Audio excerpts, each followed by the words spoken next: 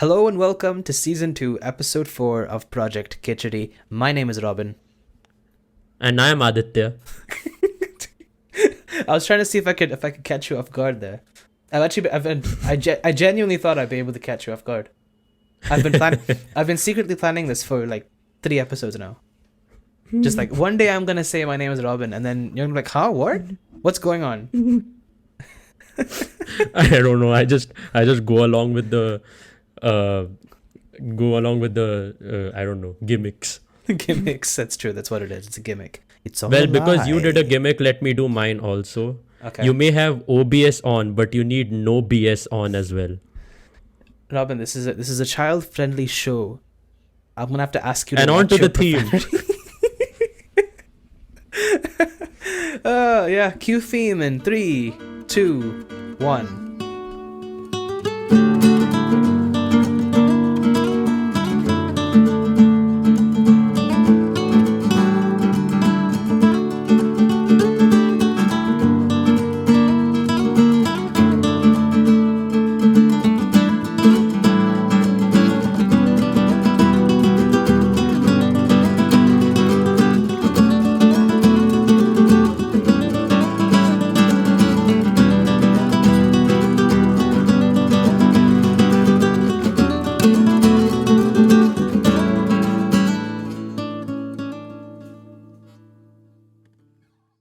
Okay, welcome to this awesome episode of Project Khichdi. We've got a fantastic show lined up for you guys today, and we're going to kick things off with our usual segment of Whaccha Listening To, and today, I'm finally bringing you guys some punk rock. That's right, we got punk rock in the house. It's one of my favorite genres. I absolutely love it, and it's one of those genres I've been listening to my entire life in varying ways throughout, different artists over time, over my 23 years on planet Earth.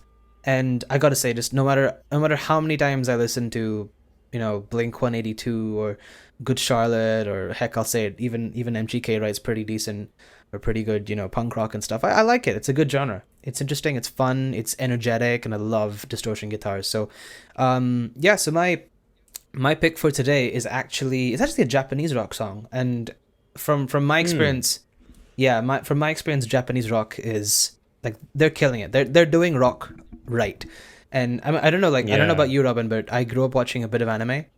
So and like 90% me too. That's why I exactly the moment you said Japanese rock, I was excited because even I've grown up with shonen anime, which mostly features. 90% of it is either like music. electronic dance music, like the early 2010s kind of house style stuff, or like dubstep, or it's just Japanese rock, it's punk rock, and it sounds fantastic. And I think a lot of I think alongside other stuff I was listening to, so I've spoken earlier about game music and movie scores and how that sort of helped build my taste. But I think this watching the brief sort of tryst with anime that I had in high school, I think that also helped or contributed to my listening habits as well. So without further ado, the artist I have for today, her name is Yui, and she actually I'm so also excited to hear about if you've watched Bleach, the anime, I think somewhere later on in the TV series, I think I'm not sure which season. It's been a while since I watched it, but definitely the latter couple of seasons, one of Yui's songs is actually featured on it. The song is called Rolling Star, and it's this punk rock jam. And basically, you know how some people have like these hype songs, the songs to kind of get you in the groove and get you excited about that. Yes. This song is that Shonen for me. does a lot of that. Yeah, I love this is my hype just song. To be clear, shonen basically means action anime meant for like adolescent population, since I've been using a Japanese term. Interesting. Yeah, I didn't know the adolescent part. I mean, it makes sense. I mean, it is very for mature audiences. It will be called seinen, seinen. Oh, okay, all right. No, I see. I'm such an anime noob. I didn't know that. I just know it's called shonen and seinen. But yeah, anyway, this song again, it's called Rolling Star by the artist Yui. She's a singer-songwriter. She doesn't really write much stuff now, but she does perform as a part of a band called Flower, which based on some research I did, is actually pretty popular in Japan. I will link some of her stuff in the description of the podcast. But yeah, Rolling Star was written in 2007. It is a fast-paced punk rock track, and it is my hype song. And so far, and I can't believe I'm saying this, it is my favorite punk rock track of all time. I absolutely love it. What? You already have made your decision. It is that in good. The sense of, yeah, and you're gonna see why in a second. So I'm gonna quickly just switch over, and we're gonna, basically stream this for you guys, because I love it. I will say it. It is my favorite. It is so good. Anyway, enough hype. Here is a snippet of Rolling Star by Yui. Enjoy. Hey, I'm not on stream. Yeah, don't worry.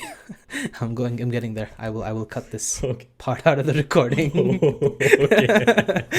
You gotta bear with me, Robin. I'm getting there. Cool. Anyway, enjoy.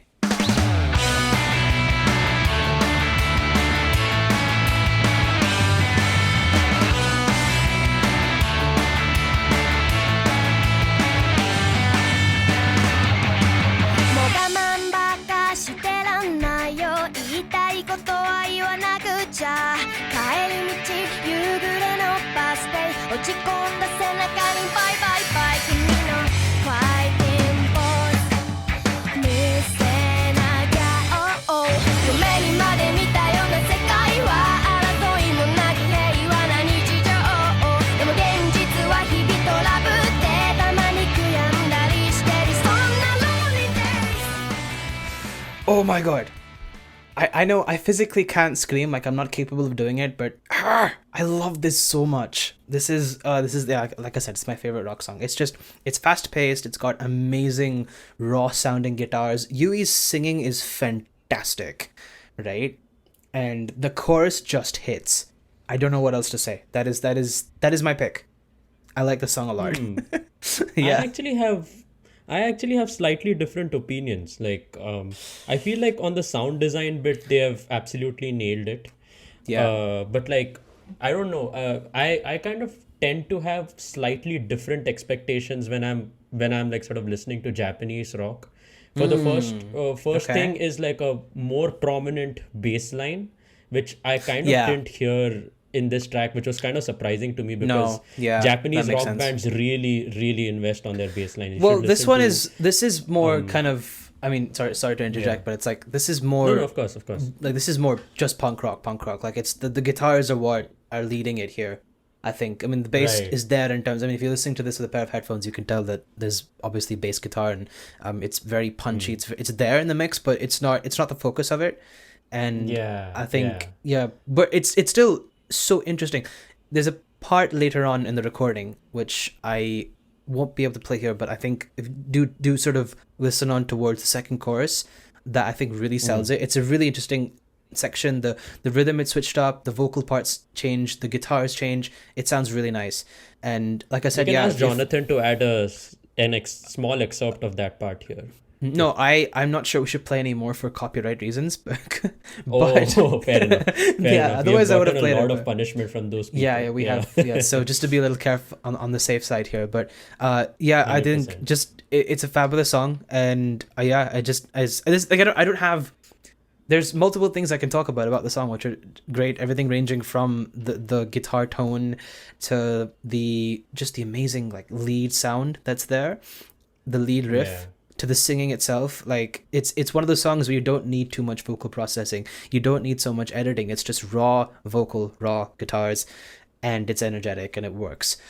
So that's enough about me fangirling over this song and over Yui, just to sort of sum up my thoughts on this track, that like I kind of felt that it did a very good punk rock track, but like when I was looking at Japanese rock, I was sort of expecting like, the Radwimps, Kanabon type sound, which like sort of is rock, but then there's also like a lot more focus on like the bass to create sort of those harmonies. I get that.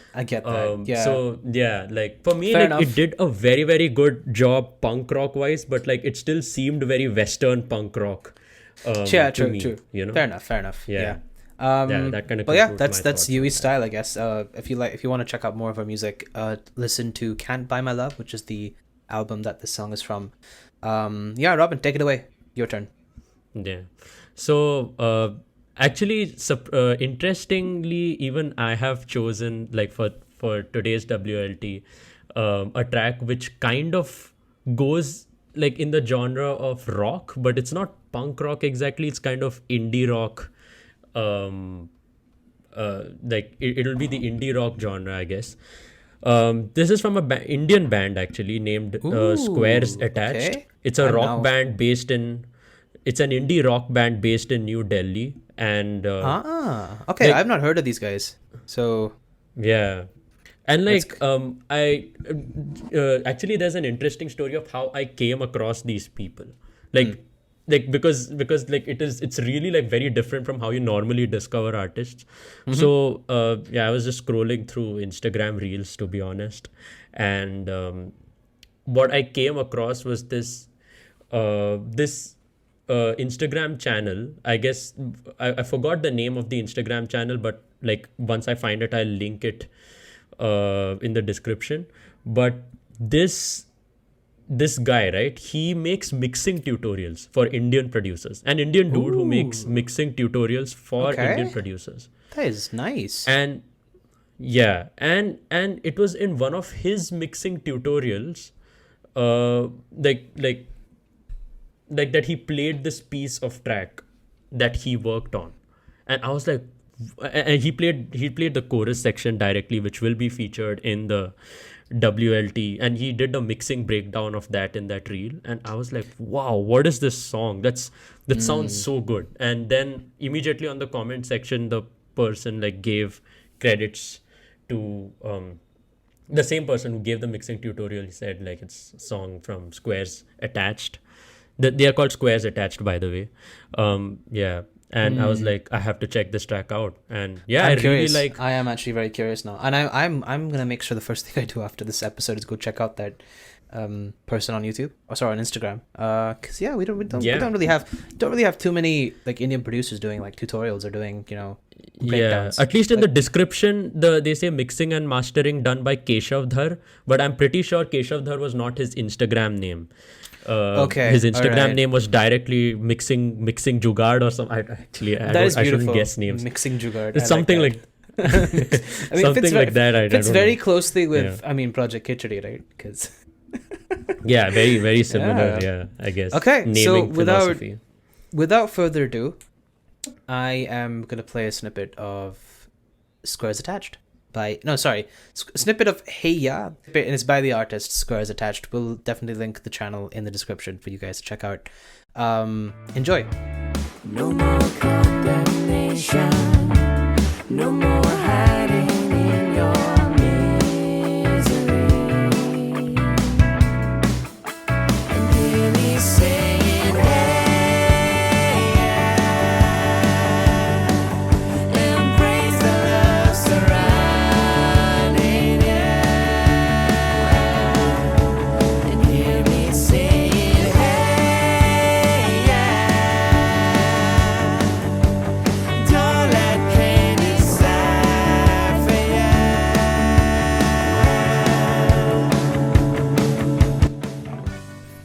Wow, that was beautiful. I really like that. I don't know. I very quickly fell into a trance, and I just zoned out. The vocals were stunning, but I was just listening to that instrumental, and that was really good. Yeah.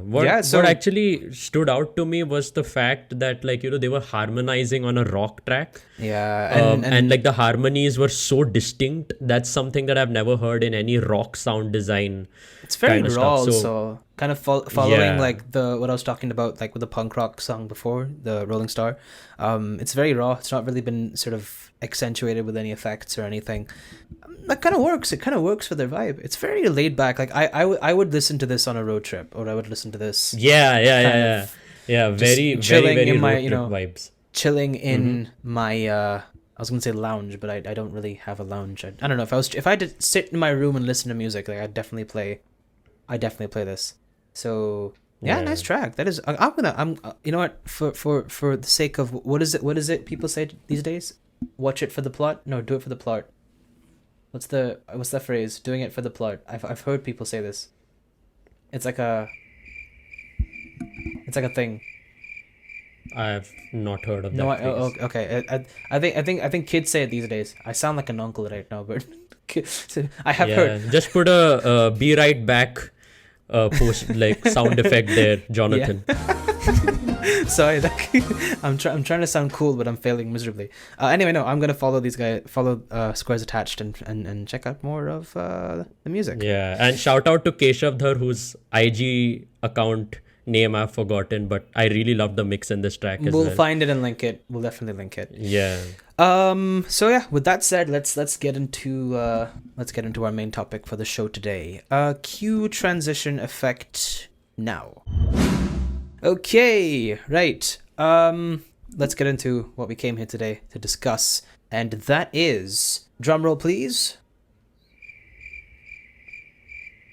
Drum roll. Robin. How do you do? Just. I'm holding the mic in my hand. Okay, I'm holding the mic in my hand. You do it. I'm the one giving I'm the one giving out the secret. I can't. Thank you. See how long did that take you? It was so awkward. That was Drum more like roll, a please, tabla. and then silence. That was more like a tabla roll than a drum roll. Okay, fine. We'll do tabla roll. That works fine as well.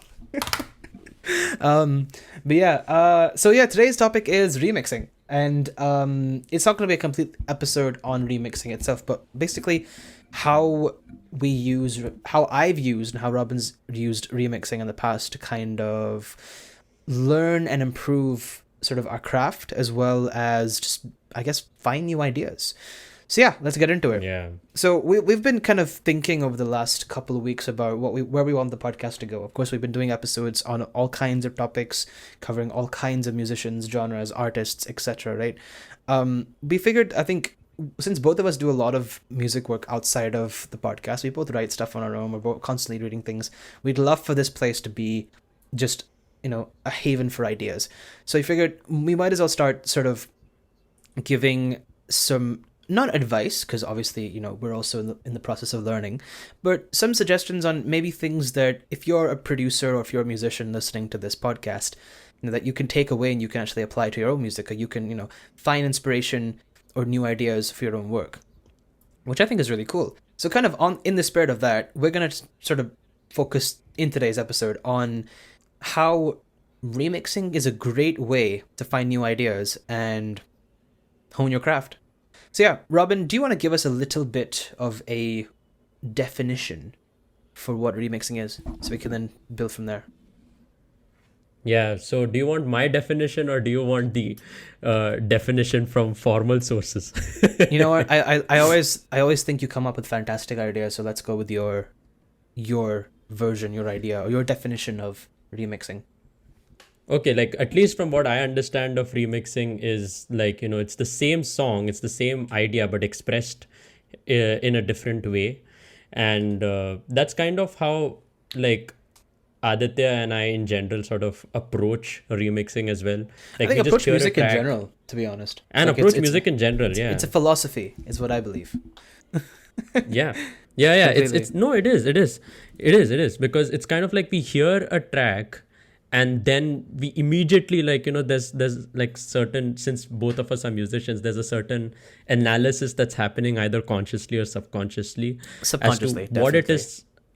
Definitely. Yeah, depends actually, I guess, on what we liked about the track, what hit and what we did not like, what we were kind of meh about, especially if it's a track that we absolutely like, sort of like or absolutely hate. Like, Yeah. if there's a track that induces those polar emotions of absolutely inspiring or like, oh my God, I can't hear this. Like, this is so annoying to the ear. Like, if we get these polarities of emotions listening to like any track, suddenly there's this other thing in our mind, which is this curiosity that goes on as to why I love this track so much or why I hate this track so much. Yeah, And completely. that's where it all begins. And as to actually, what do sort we of want to see? Yeah, and actually, like that's just been a thing I've picked up over the years. Because I mean, I've been producing for 9 years now, right, in my bedroom or wherever on a laptop. And I mean, I've listened to a lot of dance music, a lot of stuff across genres, and over time, I think it's just natural curiosity to be like, you know what, I wonder what makes the tracks that I like / don't like the way they are, right? And I think I found myself in a position where I was maybe not remixing, but definitely trying to recreate some of the songs that I liked or didn't, mostly like that I liked, and trying to understand how it is they do what they do. So through that, over the years, I've started doing a lot more remix work, and I think especially sort of during COVID, that was like a major thing I did, and it actually really helped because I think there's obviously a limit to how much original music you can put out at a time, right? And after a point, I think it's a well-known, it's a well sort of discussed idea that progress isn't linear. It's always you get to a certain level, you're stuck at that level for a while, and then you find something new that takes your creativity to the next level. And I think it's the same thing for me, at least. I found a lot of ideas and a lot of just inspiration from doing remix work. And I mean, if you check our YouTube page and you check our Instagram, you'll find a lot of covers and a lot of interesting arrangements on songs and stuff like that. I think the most recent one I put out was I think the synthwave. I did a synthwave version of Sweet Child of Mine, which was such a fun project to work on because I'd never done synthwave at that level before. I've done it as a genre. We did an episode on it, but those were kind of small projects. This was massive in terms of the instrumentation and some of the stuff I did for that, and that was really fun to do. And it was all part of this little segment or this kind of series I started called Sound Surgery. And that's really what it all is, right? You take a song, you break it apart, and then the breaking it apart is kind of surgery, and then you put it back together, which is also surgery. And and out of that you definitely learn some things. You learn a lot about mixing, about arrangement, and about just what it takes to put a song together. And that for me has been eye-opening. I've done so many of these remixes over the years, and they've been such fun projects, and they've always, in whatever situation I am, whether I'm actively working on original music or I'm absolutely fed up with music and on the verge of quitting, which, trust me, I've been there before, has always helped. It's just given me, it's breathed new life into my creativity, into my music, and I think I love that I'm at a point where I can just sit and put remixes together. So Robin, you tell us about how remixing has worked for you, because I know obviously you're not the producer the same way I am, but with the guitar, some of the music you listen to is going to be more than just standard guitar stuff, right? You're going to be looking at a lot of different kinds of guitar music, and in a lot of those cases, especially with modern guitar playing, it's got to be some level of remixing, of also recreating some of this new music as well. So tell us about that. So currently I'm getting more into like exploring the electric guitar, but like I guess remixing has been an idea in my mind, like I guess more often when I was like playing around my acoustic, because interestingly there was this kind of, I don't know what to call it, a massive difference between the kind of music I listen to and the instrument I play. Because a lot of the tracks, sure, I listen to guitar-centric music, obviously I do, but a lot of the tracks that I would listen to were like electronic tracks or like synth tracks which do not have guitar as like the center for it. It was you who introduced me to synthwave.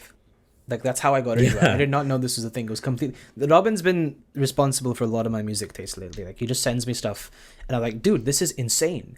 And then we absolutely vibe over it. So that's good, yeah. And then Aditya is actually the name. Like I was actually the first person who called Aditya sound surgeon when I saw him quantizing you coined an audio exactly. file. Sorry, I should have said that to start off with. It was Robin who came up with No, that's okay. That's okay. The reason I'm saying is, so the reason I brought this up is because I introduced Aditya to this genre, and Aditya operated on this genre and like a surgeon, and then was like, see, this is what causes the nostalgia, this part like you'll see Aditya in the operating room live in episode 4 where he deconstructs a synthwave I rendition love of that name. I Khichdi. genuinely love that name. I love that you've called it the operating room. That's just beautiful. It fits so well for what the kind of stuff I do. Yeah. I like to play around with metaphors. But anyway,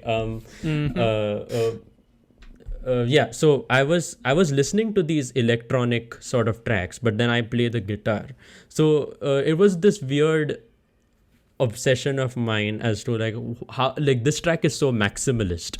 There's so many things going on, but like how can I remix it in a way that I can convey the core idea of this track harmony wise just with my acoustic guitar, like very minimalistic. How can I convert a maximalist idea of all those plugins, all those layers, all those electronic idiosyncrasies you hear in that track, and how can I make it, how can I convey that same idea in a much more mellowed down acoustic, like just me and my acoustic guitar? How can I convey that idea?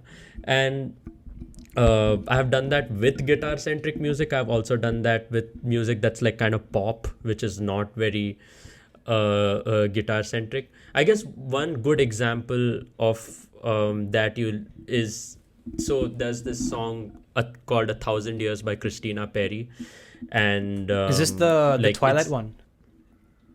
No, I don't know. I don't know if it's the song has been featured in a movie. 1,000. Yes, Is that one, right? that. Yeah, that's the one. Yeah, that's the Twilight one. I remember that. Oh, yeah. Oh, really? Cute song. I didn't know it was featured on Twilight. Wait, okay, I've have not you seen not the seen- movie. You've not seen Twilight, Robin? No, I haven't. Look, it is law. It is pop culture law that every child must go through the cringe that is Twilight. Like Okay, when you're 12, you'll think it's the most amazing thing. Like it's just so cute. It's got amazing romance, action, and then you turn 21 and you're like, what on earth was I watching? yeah, there's that meme, no? Still better than Twilight. Still a better romance story than Twilight. Exactly. Yeah. Oh my god! Remind Just out me of to make sure. curiosity, I'll watch it.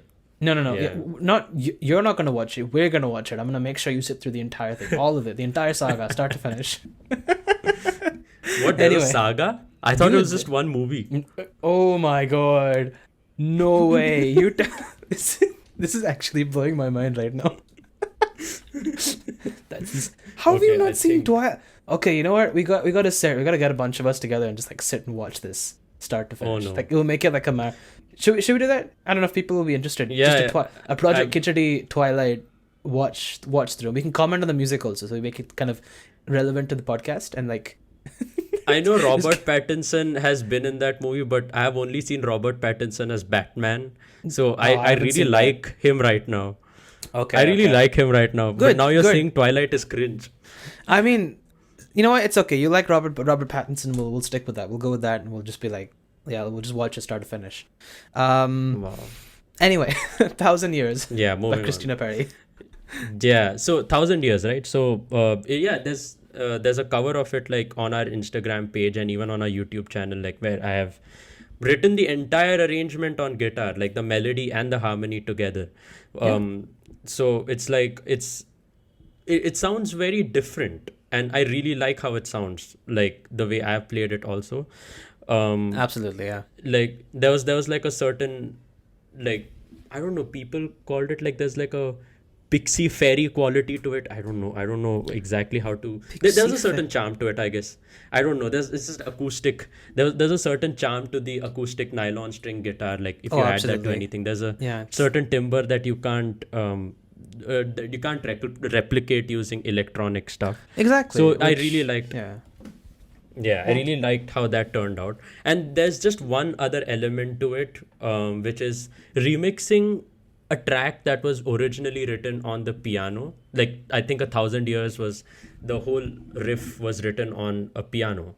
And I somehow took that harmony idea and I wrote it on guitar. So that was a very interesting learning experience for me. Just the idea of, like, you know, taking a music that was originally written for the piano and writing it on the guitar, which is an instrument with a different philosophy. Very, very interesting process. You learn a lot. If you're a guitarist, like, I guess my advice would be not to only transcribe guitar, like, you know, music written by other guitarists. Sure, you should do that, but then you should also check out music that's written by other instrumentalists, like music that was originally written on a piano or like on a saxophone or like any other instrument you know of, right? And try to transcribe that on the guitar. Very interesting experience. You learn a lot that way. And Yeah. you wouldn't then, like, there's this comment like you sound like a guitarist, but which is good, but like you also want to through your guitar sound explore other sounds. So yeah, like expand think it's your nice. musical vocabulary in that Definitely, way, exactly. through And remixing. yeah, that is absolutely remixing. Like I know when you I think remixing is colloquially sort of understood as, oh, okay, you get a track and then you make it like a dance track or whatever, right? Something that's not originally dancey, and it's it is largely associated with electronic music, but I don't think it has to be. I think it's like you mentioned, it very much is a philosophy of taking something and then expressing it a different way. And I think, like I mentioned, sort of tying it back to the initial point that I was talking about, was doing that can actually be a fantastic way to, come up with new ideas and work on ideas that you may not usually work with, but sort of tweak them in a way that you enjoy it and that you can, like, you best express, basically. And that's kind of what we've done for this episode. So I think it's time do you want to get to the surprise that we have? Oh yes, of course. Let's go ahead. Yeah. All right. Let's go ahead. So for this track, kind of in the spirit of remixing, and because I've been busy with sort of finishing up coursework and exams and everything, right? And I've just not been in the mood to write too much original music right lately. But I think what's kept me going is remix projects, because they're so quick to kind of jump on. Like I'm such an adrenaline junkie that I get excited for projects and I have to work on them when I get to them, right? So the moment like I experiment with something and it works out, I'm invested. You can ask Robin. The whole time, like when we started working on with the project we're going to talk about now, I was not very confident about it, right? And I was just like, oh, this song, yeah, okay. So for just for big context, we picked a song to work on, to remix, that both of us didn't like that much. I mean, we know we've heard it before multiple times and we think it's interesting vocally, but we figured the music is just not for us.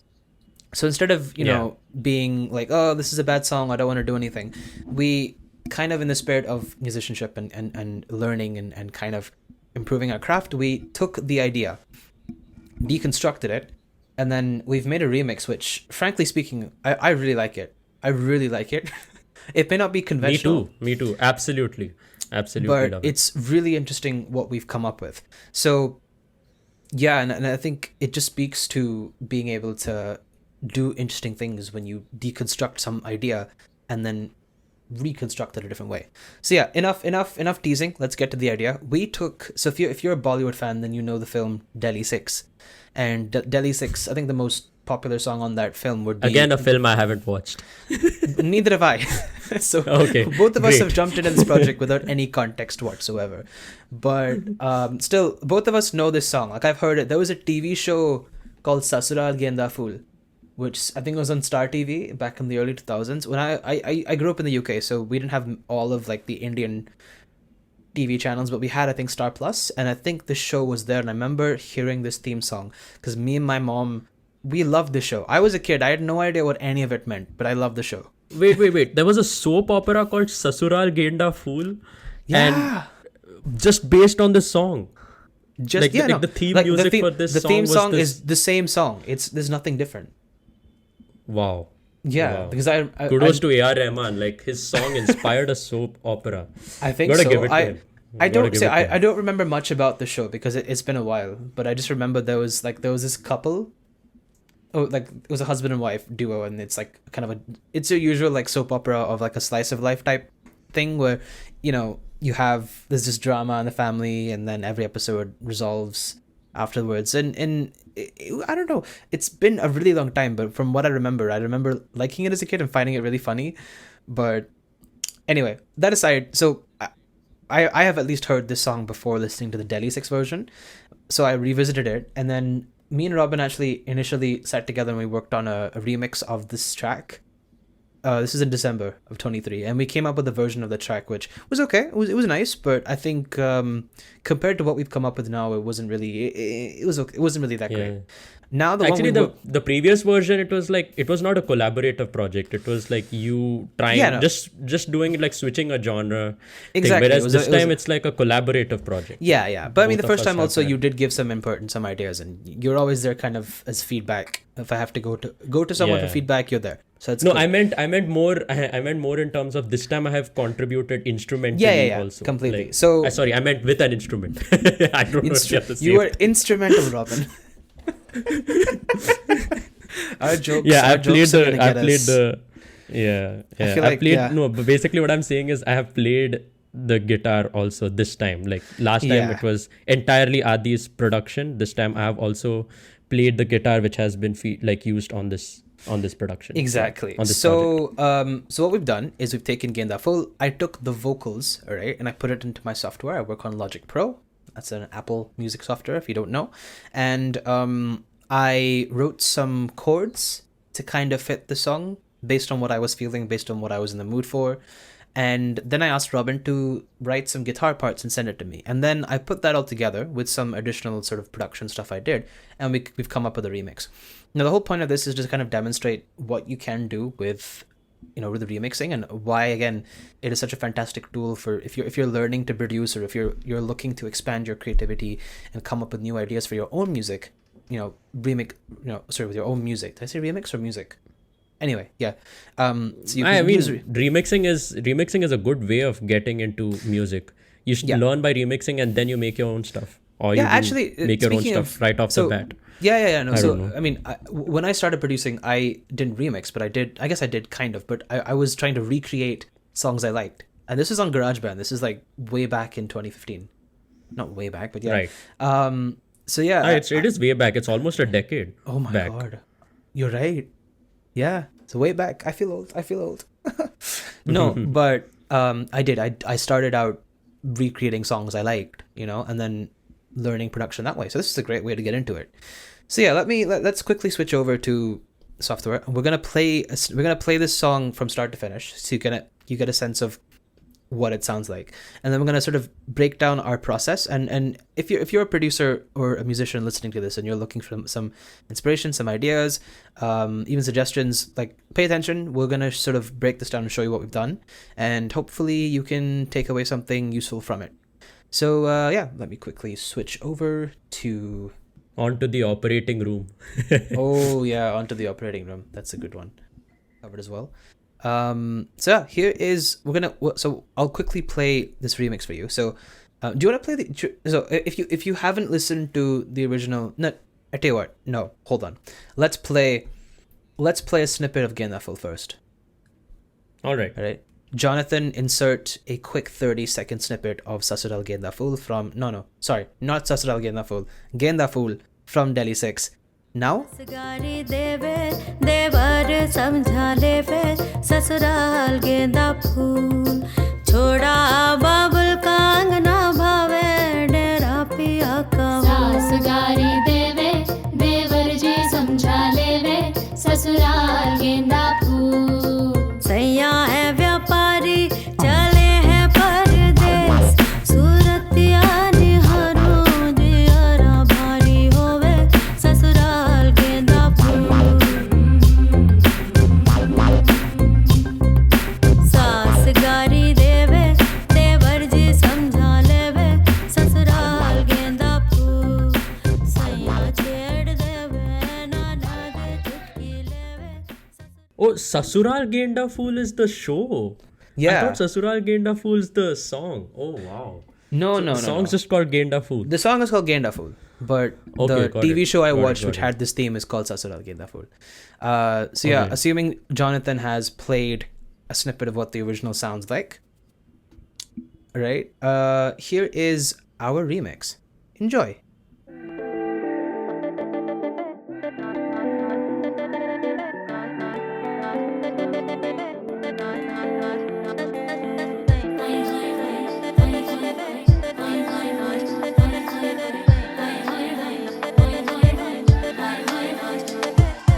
सैया छेड़ देवे नाना दे चुटकी लेवे ससुराल गेंदा फूल सास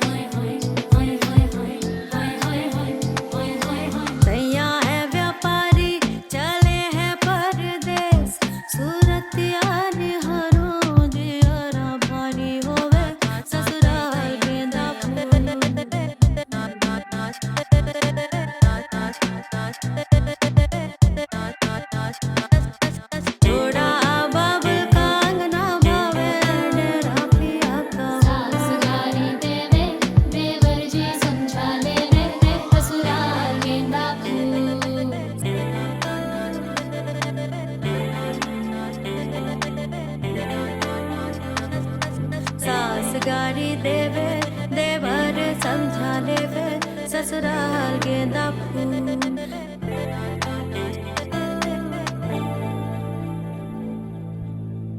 So yeah, That was that is. fantastic. I know it's your guitars, man. I'm telling you.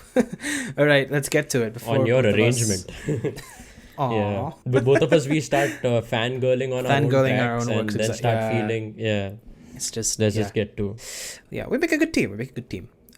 Okay, Yeah. so let's quickly break down this track. We're not going to go into everything because that would take forever, but what we're going to focus on is the process of how this works. So, like we mentioned before playing the track, I took the vocal, which is the main vocal from the song, which is the तैया छेड़ देवे ननद चुटकी लेवे ससुराल गेंदा फूल yeah. So the lyric is also Sasural Genda Phool, which is like the TV show, but yeah, the song is called Genda Phool, and the vocal's quite nice. But if you pay attention, you notice it's not a traditional like major scale. It's written in a minor scale, right? So it sounds not darker, but it doesn't. It sounds a little more emotional, I think, right?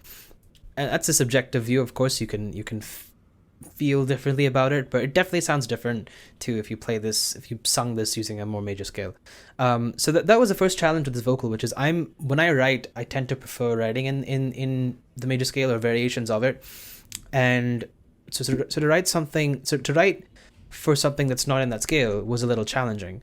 So but also interesting because in the end I came up with a really interesting bass line for it, and that was the first step. So we took the vocal, put it into the software, and then I thought, okay, how am I gonna what's the chord structure gonna look like? So I played around with a bit, and then I came up with this really interesting bass line. It's very simple, but it works for the track. So I'll play a snippet of the bass, and then I'll add the vocal to show you what it could sound like.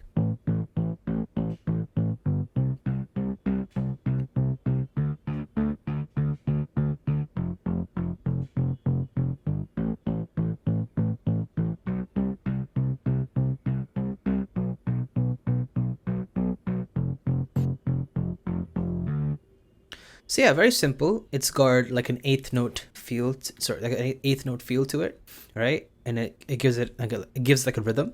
So the vocal, I think that works really well. What is, just show the listeners, what do you mean by eighth notes? Eighth Just notes. So if in drumming theory or in music we divide a particular space and time into like smaller chunks, and that's where you place notes, right?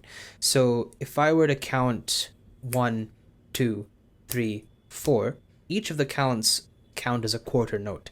And if I divide that each note into two, if I divide it by half, I get 1 and 2. Sorry, it's still 1, 2, 3, 4, but I'm playing twice the number of notes. So it goes 1 and 2 and 3 and 4 and.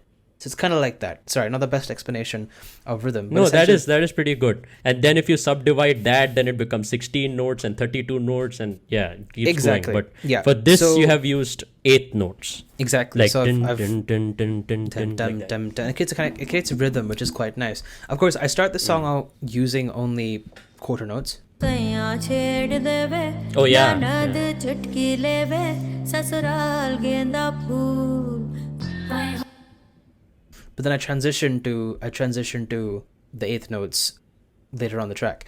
So you can see it fits the vocal pretty nicely. So थोड़ा bubble कांगना भावे डेरा पिया का सास गारी देवे देवर जी समझा लेवे ससुराल गेंदा फूल So very simple bass line, but I think it fits the vocal. So that was a starting point, right? Now, I sent this to Robin, and then Robin came up with a really interesting guitar. And then you could explain this because I'm not the guitarist. I mean, I am a guitarist. Oh yeah, but sure, I'm sure. not. I mean, you are a guitarist, but like, But I mean, for this track, I'm the producer. yeah. So yeah, Robin came exactly. up with some rhythm guitar parts. So the genre of the song initially is it's electronic, and it's very minimal, not much harmony. So Robin's guitar actually really makes use of harmony to bring out, I think, just make the track more emotional. So I'll play the rhythm guitar for you. Now, this progression is actually Robin's guitar. So what he originally sent me, chopped up in a different way, but it's still the same chords. It still is playing. So check it out.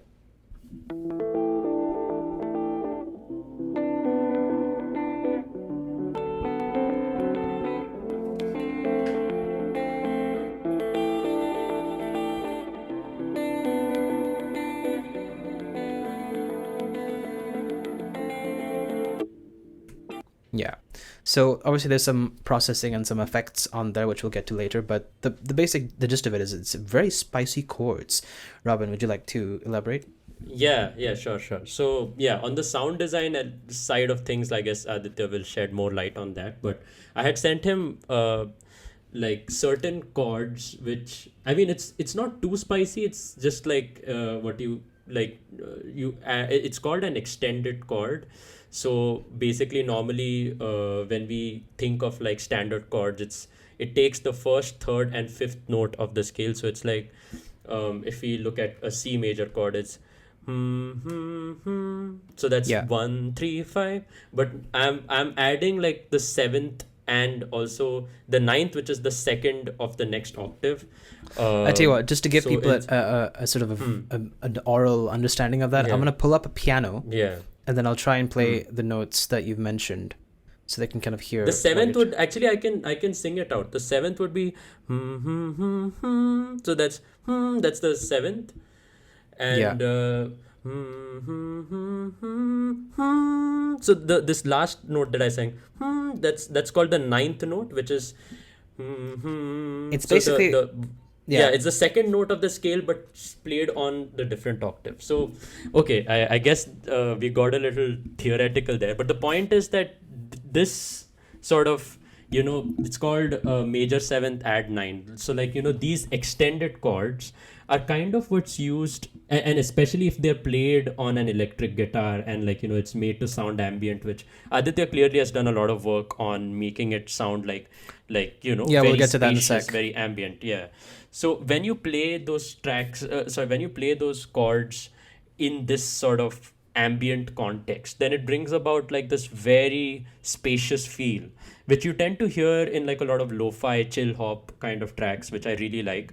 In fact, when Yeah. I got the electric guitar, my vision with the electric guitar was to be able to play these extended ambient sort of chords and create these ambient soundscapes, because I'm very much into like genres like post-rock, shoegaze, and like all these like and like even lo-fi for that matter, like where like these guitars like are made to sound very spacious, and the chords used are like slightly more spicy than the regular 1-3-5 chords that we're used to, right?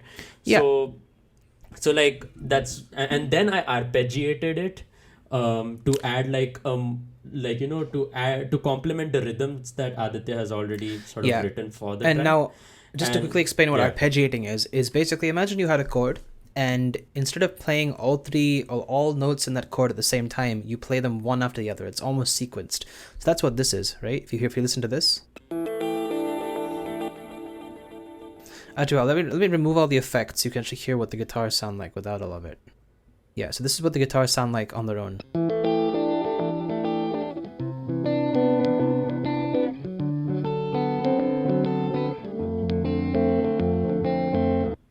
So you can see that the notes are played one after the other instead of all at the same time. So that really helps because it makes it rhythmically interesting, but it also it sort of makes your guitar kind of like an embellishment, but also rhythm element at the same time. So it's central to the song, but it's also kind of a unique thing on the side that you can also listen to, which is quite nice. And then it goes really well with the bass. So if I play this with the bass guitar together.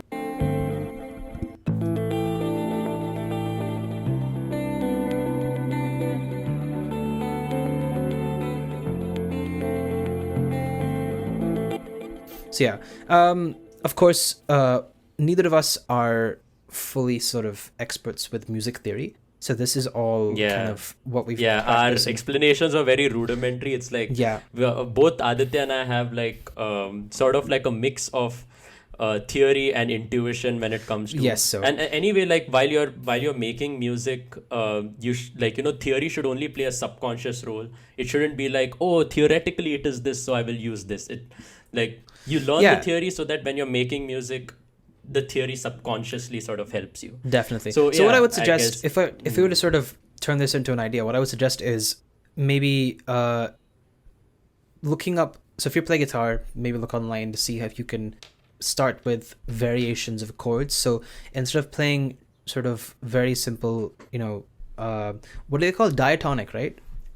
the chords that are very simple, very simple diatonic chords. So you're 1 3 my 5. chords are also very my chords are diatonic only. Like it's still functioning within the scale, but like instead of using the standard 1 3 5 chords that you hear everywhere, I have added some more notes from that scale.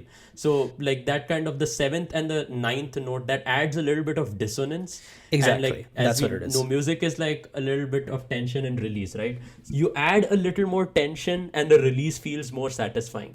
So Exactly. when we talk about making music more spicy, it's adding that little dose of dissonance. There's a balance there. If you make it too dissonant, then it will sound very jarring to the ear, but just the right amount of dissonance so that the release is even more satisfying. Exactly. And So then that's what you do with these extended chords. And also what you end up with is something that's more harmonic. So compared to the original version of the song, which is slightly less, it's more focused on the melody, this actually adds a lot more harmony, and it can show you that even something from a minor scale can work really well in a major scale and can be super rich and harmonic. So yeah, enough music theory. Let's move on to something else. Yeah. So second part of this track, if you heard, was also it wasn't just taking the vocals, but taking other parts of the track. So me and Robin were having a conversation off the podcast. We were talking about how the obviously, because this song is from a movie, it's written to sort of help you visualize the environment in which the movie is set, which I think is someplace in Rajasthan, or it's like someplace in northern India, right? And it's in a village area. Yeah. So you have a lot of those sounds, and one of the iconic sounds from that track is this.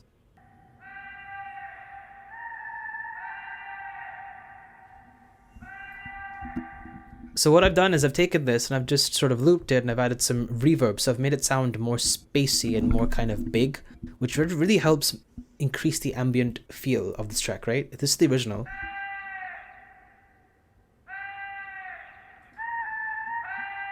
Which already has some reverb on it, which I guess makes sense, because if you're thinking about an open space, it's going to be a lot of echo, a lot of reverberation.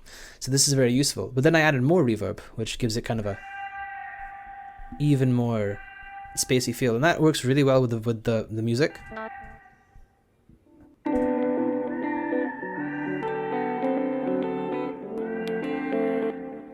Right?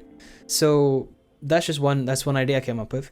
And then there's also these parts in between the singing where you hear this is actually probably one of my favorite parts of this track, which is the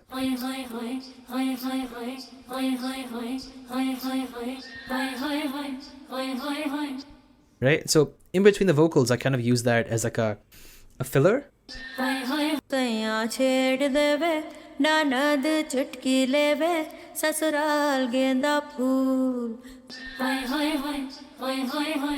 So it becomes kind of call and response. So that's also interesting. That's not there necessarily in the original song.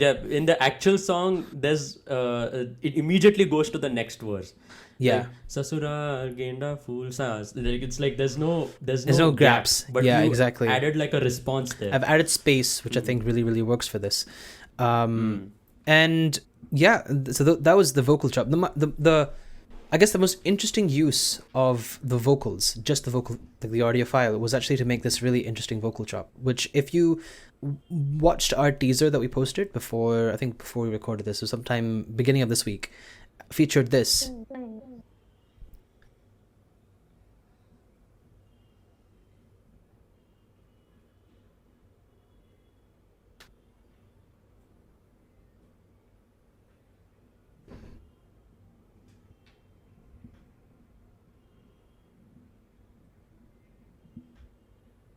Which I think is really, really cool, and that's really what makes this intro stick, because if you listen to this, right, this intro,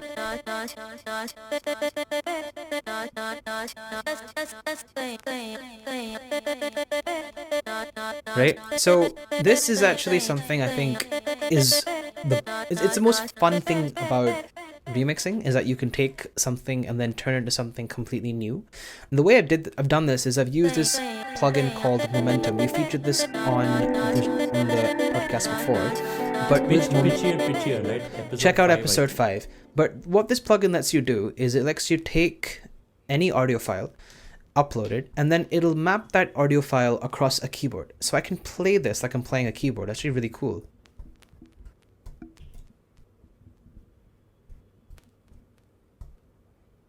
So that really, really kind of helps you come up with new melody ideas. So kind of using, and you should be able to do this with a lot of other sampler plugins if you have them, but with Momentum specifically, and we will link Momentum in the description because it's completely free, so you can go get it.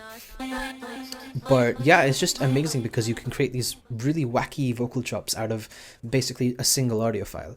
And that, again, is great for sparking ideas, because what if you have a track and you're thinking, oh, but there's nothing, I need to add something on top, and then you upload an audio file and you come up with a nice vocal chop. There you go.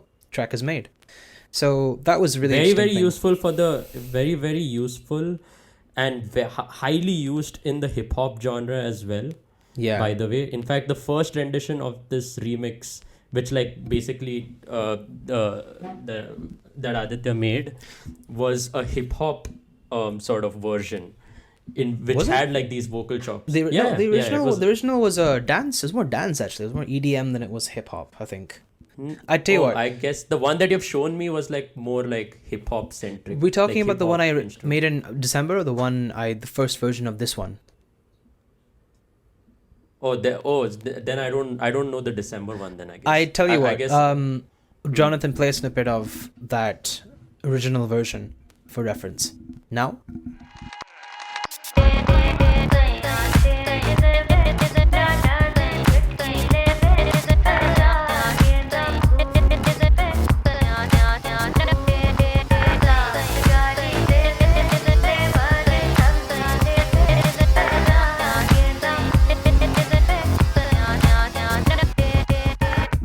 Yeah, so that was more EDM. This one is, I guess, more lo-fi, and as you can see, Robin, I've named the drum kit on this lo-fi kit.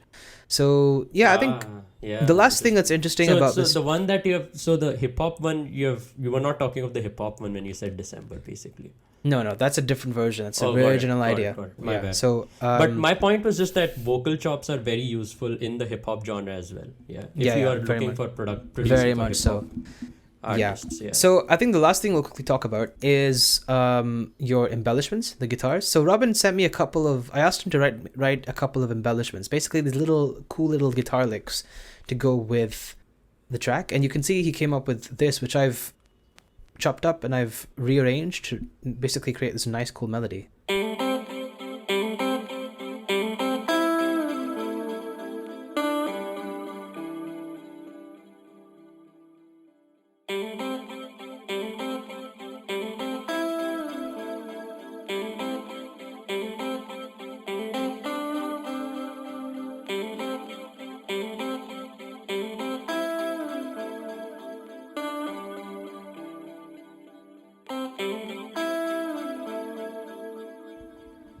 Honestly, this is more of Aditya's arrangement prowess than my playing, because I'm a rhythm player, I'm not a lead player. So like I was just like sort of messing around with pentatonic shapes, like not really like a lot of spicy stuff, just like a little bit of rhythmic lead playing, simple rhythmic lead playing based on pentatonic shapes. But Aditya really arranged that, chopped it up and arranged it in a way that it really fit for the entire arrangement. Really adds that flavor. Like I genuinely enjoyed it. But yeah, like deconstruct what you actually did there. Yeah, so this is pretty much Robin's, like I said, it's Robin's playing. I've just rearranged it and I've added a reverb to it. That's really pretty much all it is. So it's just the reason these guitars fit so well and they're so ambient is because I've used a reverb plugin. And you can actually ask Robin, we were struggling to fit the guitars in initially because for some reason it just wasn't sitting with the rest of the track. But then I discovered this nice little plugin that I have, which I switch it on and it just, from the get-go, this is the default preset. It works really well. So this is the guitar without that plugin. I'm going to play it for you guys. Remove it and then... which sound fine on its own. They sound fine on their own, but with the track it sounds kind of...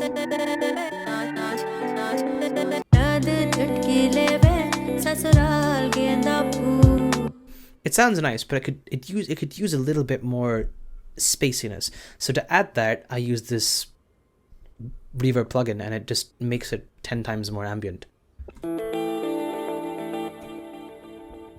Right? It's so cool, and it fits so much better in the track as well.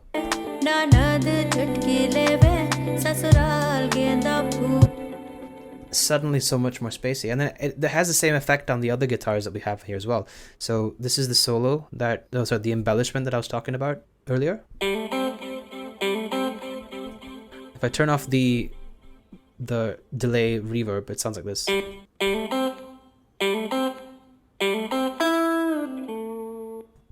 Yeah, so instantly just sounds more spacey, which I really, really like about that. So yeah, I think if I were to take something away from that, it's just sometimes you discover things by accident. So if you're working with the production software and you're messing around with something, you might just land on something you like. So yeah, that's essentially a breakdown of the track. So it's 3 key components. You got the guitars, which sound really ambient. You've got the bass, which is driving the sort of the groove, as well as the fundamental, harmonic structure. And then you've got this cool little vocal drop on top, which just makes it sound super funky.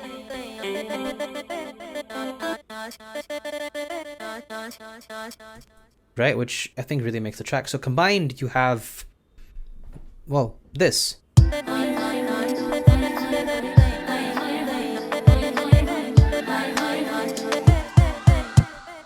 Yeah, and that's pretty much it. So if you taking a penchant from just a small point, taking a penchant from like episode 5, which is pitched, pitchy and pitchier. Like if you slow this track down and pitch it down, it becomes like a fully chill hop track. Like, it's also very interesting how tempo and pitch can like make such a difference. Like a very good tool for idea generation is just change the tempo and the pitch to see if that idea that wasn't working, it feels like you've done everything but the idea still doesn't work, and then you just change the tempo and the pitch and you're like, there. Yeah, that's like, I think check out episode 5. We actually talk about that in depth. So that's the track. Sorry, it's not the most detailed explanation of how we remix something, but hopefully it'll give you some ideas to try out. We'll definitely share the track so you can also listen to it off podcast as well. But yeah, if you were to take away 3 things from this, if I would say my words of wisdom for this is, if you keep in mind, we didn't like the original instrumentation, so we wanted to make it something that we could personally enjoy more. So we took an idea and then we reworked it in a way that we liked it. So Robin added the guitars with the spicy chords. I added in all the production stuff and I used vocal chops. That made it interesting for me. You can do the same thing. So we actually have a small series on YouTube called Sound Surgery. If you check our YouTube channel or our Instagram, there should be a few. Have we? Yeah, I think it's there. Otherwise, we have removed Sound Surgery. We shall from YouTube. reinstate those videos. We should reinstate this, and then link them as well, so you could check them out. I took a few other songs that I thought could be different, and I have remixed them. So yeah, we'll that out. introduce a new highlight section on the Instagram. We will do that as well. The Sound Surgery. Yeah. So deconstructing music is one way. Is a way for you to get new ideas. I think remixing is also great because even though you're not writing completely original music, you are practicing arrangement, you are practicing mixing and mastering, and coming up with ideas.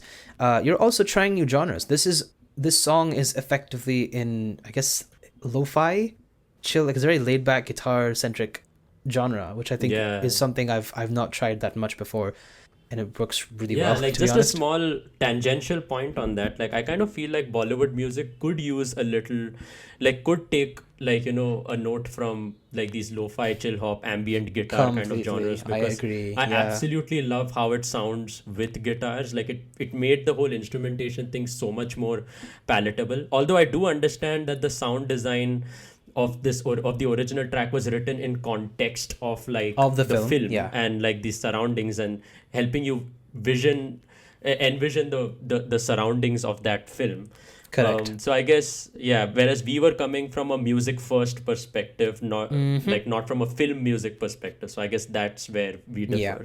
So it's always good, right? It's always good to see what these tracks can look like in other genres, and that's always a fun little. It's a challenge, if anything. Challenge yourself, try something new. Well, the fourth thing and the last, I think, piece of advice before we conclude the section is, me and Robin make different music. He's completely sort of guitar focused, and lately I've been very, very production focused. So to have both of us come together to make this is really, really interesting, because both of us don't know I mean, you're working with people with different skill sets. You've got to try and make something that fits what they can do as well as what you can do. And I think this is perfect. It's the perfect in between. So yeah, we hope this segment's been helpful. We actually were really excited to do this, and we've been wanting to remix this song for a while as well. So this episode gave us the perfect opportunity. Let us know on Instagram, YouTube, whatever, what you guys think. If this has helped you, if you think that we should do more stuff like this, because I love remixing work, and if the audience wants I to guess see it, we'll put a poll, we'll put a poll up, like yeah, how we'll we put a used poll to. up. Yeah. Yeah, thanks for checking this out. Now on to our last segment for the show. Transition here. Okay, welcome to this segment, which we have aptly titled This Month in Khichdi. Robin, do you want to take it away? Yeah. So I guess I just have a story to share with all of y'all, because basically this month in Khichdi kind of talks about what's interesting, what's something interesting we found. What's happening in the this- world of music? Specifically, or like we aspire and try to talk about interesting happenings of this month, since this is Project Khichdi April edition. So what happened in April? Yep. Yeah, and okay, so I guess a good way of starting the story is, at the moment we are small creators, right? And we can always sort of look around and try to understand what is it that people are doing to market themselves better, to like sort of get that additional reach, to sort of reach more people in general. So yeah, I was kind of just going through some Instagram reels, just seeing what other musicians who are putting themselves out there, like what are they doing to sort of increase their reach. Yeah. And that's when I came across this very interesting, I think he's Greek, a Greek music producer. He goes by the name Stylian.os, that is STYLIAN.os. Are you sure he's not an operating system? Are you sure? Well, I'll check. I guess we have to check with him. But but the thing is, if y'all don't follow him yet, then y'all should definitely check him out. And he basically, in sort of this, like as a marketing sort of gimmick, he tried something which I have never seen anyone else like sort of do, which was very interesting. What he did was, like, he basically posted this reel which said that, like, so in Instagram there's this thing of you can follow someone from a reel, right? So he took this like approach, like, which is you follow him from this reel and he will make a beat for you. Like, if he gets a notification of your Instagram account following him from that reel, then he will make a beat for you. I don't think he's doing that as individually right now because he got too many requests. But I was, I guess, Initially. one of the lucky ones who, I guess I was one of the lucky ones to like sort of have initially followed him from the reel when he was still making individual beats per follow. I see that that's a lot of hard work, like, because he got like, at least at the time when he told me that he got like around almost more than 2,000 follows. Was it 2,000? Sorry, just hold on a second. That's fine. It's fine. We can link the Instagram page to the show as well. I mean, like, again, so this is I'm equally shocked about this because even when Robin told me, hey, there's this guy on Instagram that will write a song for you if you ask him, and I was like, oh, that seems like a lot of work.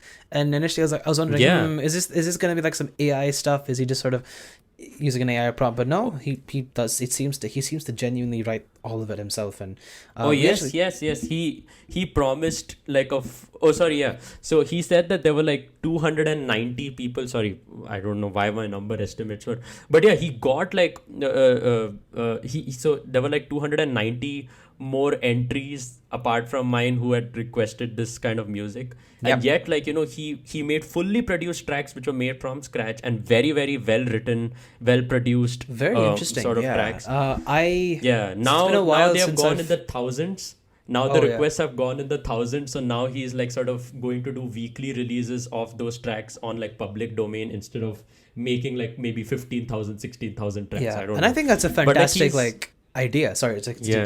like so. I mean, if you watch No, it's okay, it's some okay.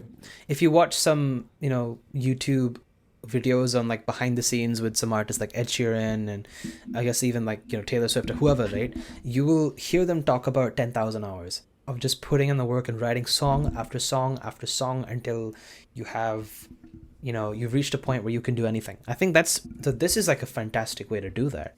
I mean, yeah, Okay. This is a major news because it's like when I gave this challenge, like when I followed him, he was at around like 7,000, 8,000 followers. And now he has like 28.9, like 28.9K. 28 That's point- almost there you like go. 29,000 followers. So he let's- put in the let's- hard work. Yeah. No BS. He put in the hard work and like he earned each follower by like sort of giving them a tailor-made track, which is Which I think is pretty amazing. impressive. So let's Yeah. talk about two things. So one, like I said, we're gonna get into sort of why this is great. I was gonna say crazy. Why this is great for you as a musician, and B, why this is a fantastic marketing thing. So we'll start with the music things. Like I was saying, 10,000 hours, right? Or whatever number do you want to fix to that, of just putting in the work and making song after song after song. You're gonna practice so much and get so much out of that because people are gonna want different kinds of music. You're going to make different kinds of things, use different software, use different instruments, and work with tons of genres. So this is fantastic. And well, I have this one thing where because I write original music, sometimes I'm like, oh, what do I work on? I'm not really sure. Should I go in this direction? Should I choose this idea or this instrument? Sometimes I get stuck. But if you're making music for different kinds of people, because you got to meet that demand, it's like a creative restriction of, oh, I'm going to stick to these things. I'm going to stick to these instruments. I'm going to only do this. And that really helps you. B, you're still doing so much because you have to make different songs. You can't just send the same song to everybody, right? Which I think is so cool. So I think this is really Yeah. interesting to see something. And just to clarify, Stillion actually made a track for us. So we're going to be playing that in a second. But before we get to it, Robin, I'm wondering your thoughts on the whole marketing thing of this is like, obviously, clearly this has had it, like, you can see the results of he's jumped, in terms Yeah, of the results his speak for following. themselves. Yeah. But Yeah. just as a concept, like I remember when I was in college, I tried doing something like this where I put up a stall at university and I told people, hey, tell me like what you want and I'll make you a ringtone in 5 minutes. I did that. But then even to make one takes time. It's like effort. You got to put stuff together. And after a certain point, you run out of, you got to really change it up because you can't keep doing the same thing again and again. So like, what are your thoughts on this as like a marketing like idea? Because I think it's, I think it's fab. I feel it's a genuinely it's like a no BS marketing idea for like you're a music channel, people will follow you for your music, so you're directly like this is like a very robust sort of marketing idea. Yeah, You directly it's very give them personalized. a reason, very personalized. You directly give them a reason to follow you, and like you've earned that like you're clearly through sheer hard work earning that follow. And it's there's a little bit more of a master stroke here. So what he did after that, because this idea is so malleable, he started live streaming on Instagram the beats he's making. And literally like at the time of our recording this episode, he's live right now. Oh really? Wow. Yeah. I'm pretty So sure, after you guys, pretty I mean, sure no, he's but- making more. Yeah, fair enough. I was about to say, well, after this episode, go check him out. But then I realized we're Yeah. recording this 5 days in advance or 3 days in advance to actually Yeah. like the publish date. So, So now he's basically making the people he's making beats for now, like he's kind of including them in the process, right? Because Which is really good. streaming Yeah. as you cook something up is a very personalized sort of, even the audience gets invested, and then Yeah. like you kind of ask the audience that like, oh, so what should I do here, what should I do there? You get to get like a one-on-one sort of, you try to like, you get to understand who is Stillion as a person. Like it's pretty impressive how he is like not only done this thing, but like he's evolving that market idea more and more. And I guess who knows from that streaming what more ideas he's gonna get, like he's Yeah. really on a roll. He's doing something right and he's working hard. So He deserves completely, and he deserves more followers. Check him absolutely, out. absolutely. But and I think just as a quick concluding point, since we were talking about AI last episode, right, and how software like Suno and .ai can now write entire songs. I think it's things like these that make humans still relevant. You know, in the music making process, you will never see the process by which an AI bot makes a track, but you can look at people like Stillian and even us and kind of see how we put things together, and that's really where our original thinking and our thought process really shines. So yeah, it's a fantastic tactic, I'd say. I don't know how long you could realistically do it for, but let's see how long it keeps going, because I think so. Oh wait, what am I saying? We still have to play this song. Yeah. Yeah, Jonathan, Just play the throw in track a- that he cooked for us. Yeah. Yeah, okay. Jonathan, add a snippet of your beat. It's called Old School Boom. That's the name of the track he sent us. Play the Stillian track now. It's the Olympian God.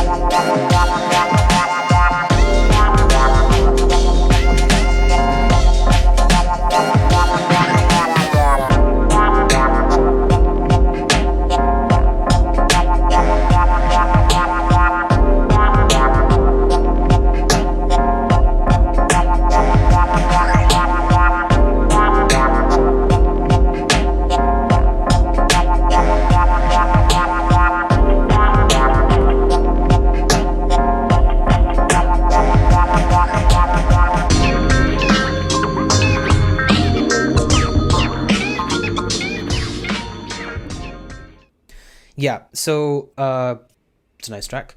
Sounds Very really nice. old hip hop, like 70s hip hop style. Like, Yeah, I love the sound design on that. really nice as well. Sorry we couldn't feature more of it, but we'll attach it. I think we can attach it to the description as well, so you guys can check that out. But just a really interesting concept, and yeah, we'll see how long it keeps going. On that note, it is unfortunately time to end. Thank you so much for listening. This has been a fantastic episode. We really enjoyed it. And any concluding words of wisdom, Robin, before we sign off? We have no more nuisance. And on Alright, that end with the bombshell, fun. your jokes, man. Okay, thanks so much for tuning into this episode. See you guys next time, and goodbye. Bye-bye. Bye.